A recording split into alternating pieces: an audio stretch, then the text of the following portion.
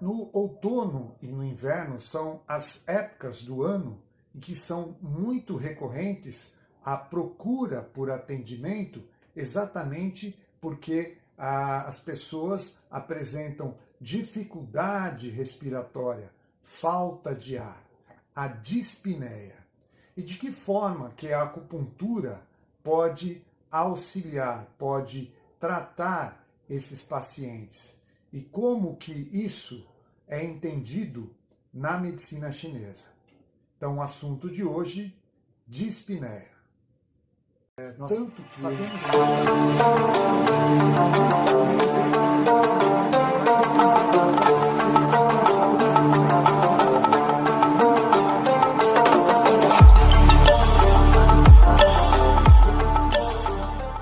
a dispneia, ela pode ser gerada numa condição aguda, numa condição crônica, ela pode ter várias causas. O importante é entender que o trabalho da acupunturista, não apenas na dispneia, mas como o tema agora é dispneia, não deve ser um trabalho isolado, um trabalho exclusivo. O acupunturista tem que estar sendo acompanhado, tem que estar trabalhando em paralelo com outros profissionais. Aqui é importante uma avaliação médica para entender o que é que está gerando essa dispneia. A dispneia, ela sempre poderá ser tratada com acupuntura. Sempre poderá ser tratada com acupuntura. No entanto, é importante entender que nem sempre a acupuntura será o tratamento exclusivo e isolado, certo? E essa observação vale para outras condições. Um paciente que está fazendo um tratamento de obesidade, a acupuntura pode ajudar? Sim, mas o acupunturista muitas vezes tem que estar fazendo um trabalho em paralelo com um educador físico, com um endocrinologista, certo? Uma artrose. Muitas vezes o paciente o paciente precisa de um fortalecimento muscular. No primeiro momento, o trabalho com a acupuntura tem que estar sendo acompanhado em paralelo ali com o trabalho de um fisioterapeuta, posteriormente de um educador físico. Então é importante destacar aqui que esse trabalho multidisciplinar, integrado, é sempre importante quando buscamos o melhor tratamento, certo? Agora, volto a ressaltar que a dispneia, ela sempre poderá ser tratada com acupuntura, independente da condição mais ou menos grave. No entanto, ela não pode ser, muitas vezes, um tratamento isolado, certo? Então, vamos lá. O que caracteriza uma dispneia? Então, respiração ofegante. Em algumas condições, a pessoa tem dificuldade em manter-se deitado, muita sibilação. Então, essas três características são características importantes da dispneia. Então, dificuldade respiratória, dificuldade em manter-se deitado e sibilação. Quais são os fatores, agora sempre na visão da medicina chinesa, quais são os fatores que podem gerar a dispneia, a falta de ar, a dificuldade respiratória? Então, os fatores podem ser externos, pode ser dieta, que é nem interno nem externo, dieta irregular, pode ser problemas emocionais, sobrecarga de trabalho, né? E doenças crônicas. Essas são as origens a etiologia mais comum, comuns no caso da dispneia. No caso de fatores patogênicos externos, o mais comum é o vento frio e vento calor, gerando condições, originando, no caso aí, a dispneia. No caso do vento frio, nós precisamos entender que o pulmão, ele é um órgão que ele necessita de calor e com uma certa umidade. Então, calor e umidade. Aí, quando eu falo umidade, eu não estou falando da umidade como fator patológico, né? Eu estou falando de uma condição de umidade enquanto uma condição saudável.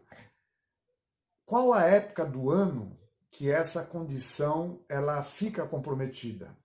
Exatamente no período de frio e de secura, ou no período de outono e inverno, que normalmente são as épocas do ano em que nós temos a condição do frio, né, e da secura, que vai exatamente na direção contrária da condição mais favorável para o pulmão, que é exatamente o calor e a umidade. Então, quando o vento frio ou vento calor, o vento calor gerando uma secura ou gerado pela secura, são os fatores externos que mais agridem o pulmão, gerando o que no pulmão? Interrompendo a função normal, regular do pulmão. O movimento do pulmão, o movimento do Qi do pulmão é sempre descendente. E nesse caso, há uma obstrução ou uma inversão do Qi do pulmão. Uma obstrução gerando acúmulo na parte superior, né? Gerando acúmulo muitas vezes de fleuma, e numa inversão gerando a tosse, né? Que ela pode ser uma tosse com expectoração ou uma tosse seca, né? Então, por quê? Exatamente porque o movimento do Qi de descender fica interrompido a partir do fator patogênico numa condição aguda ou numa condição crônica, gerando fleuma e tudo mais. Bom, fatores, então, patogênicos externos, o que a gente tem que ressaltar: vento frio, vento calor. O outro fator que eu falei é a dieta irregular. Nós sabemos, já falei em outros vídeos, né, que alimentos gordurosos, laticínios, alimentos açucarados, doces, né, derivados do leite, são todos alimentos crus ou frios, são alimentos que favorecem a geração de umidade no corpo, que agridem o baço, e que é o principal, ou que é aquele que transforma, que extrai a essência dos alimentos.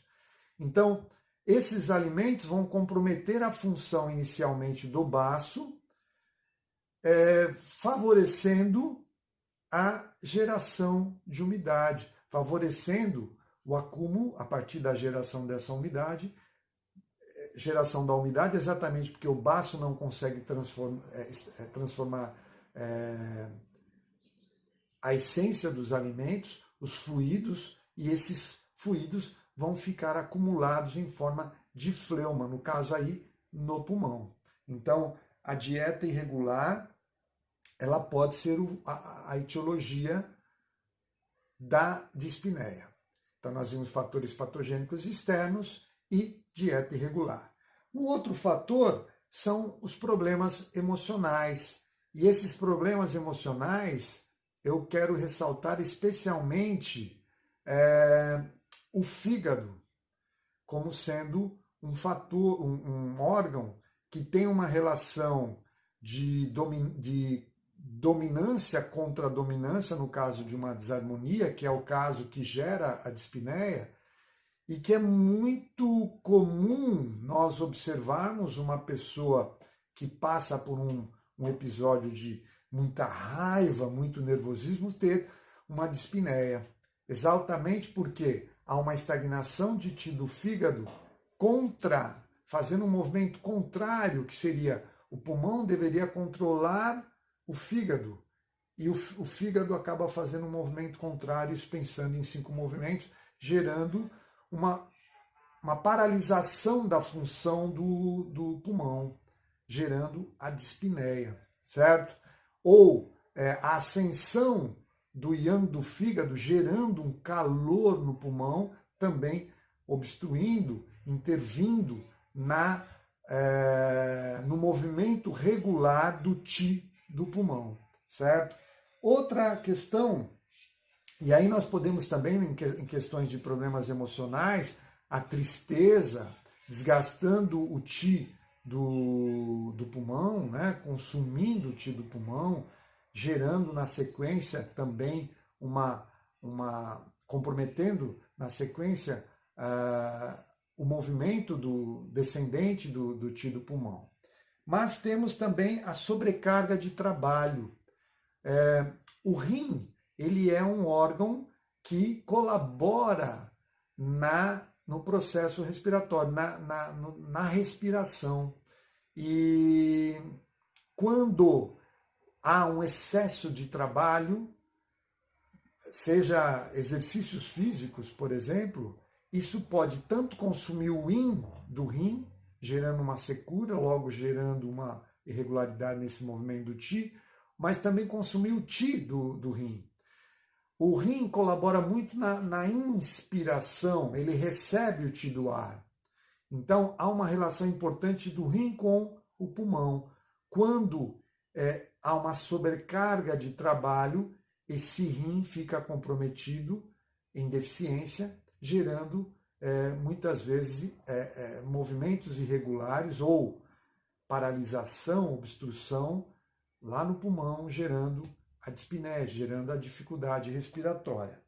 As doenças crônicas, elas sempre são importantes, até porque quando o paciente passa muito tempo deitado numa condição de doença, por exemplo, o qi do pulmão é o primeiro que fica comprometido, né? E aí gerando dificuldade respiratória, né? Mas também a própria doença consome qi do rim, consome qi do pulmão, então a doença crônica pode ser um fator gerador, pode ser a etiologia da dispneia. Então veja que nós temos aí vários fatores etiológicos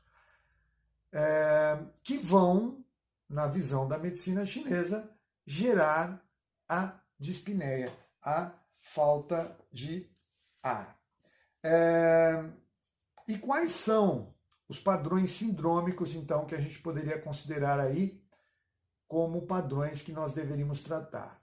Deficiência de qi do pulmão, invasão de vento frio ou invasão de vento calor no pulmão, é uma outra síndrome. Fleuma no pulmão, acúmulo de fleuma no pulmão, é um outro fator que a gente tem que considerar. Fogo do fígado invadindo o pulmão.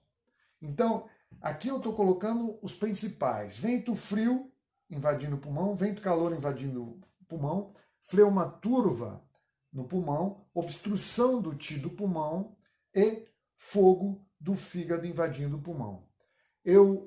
Cada um desses padrões sindrômicos, eu já comentei um pouco, mas vamos lá. Vento frio e vento calor, nós falamos que o pulmão precisa de uma condição de calor com umidade.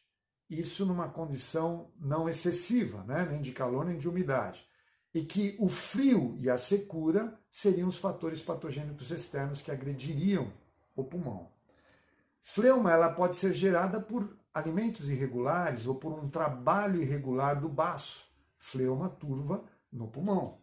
Obstrução do qi do pulmão pode ser tanto por uma intervenção, uma interferência do fígado, por questões emocionais, por problemas emocionais, ou por doenças crônicas obstruindo o qi do pulmão. E o fogo do fígado invadindo o pulmão, novamente o fígado interferindo no pulmão. Essas são as condições mais comuns de nós observarmos na dispneia. São os padrões sindrômicos mais comuns de nós observarmos na dispneia. Então é isso. Eu vou ficando por aqui. Até um próximo vídeo. Abraço a todos.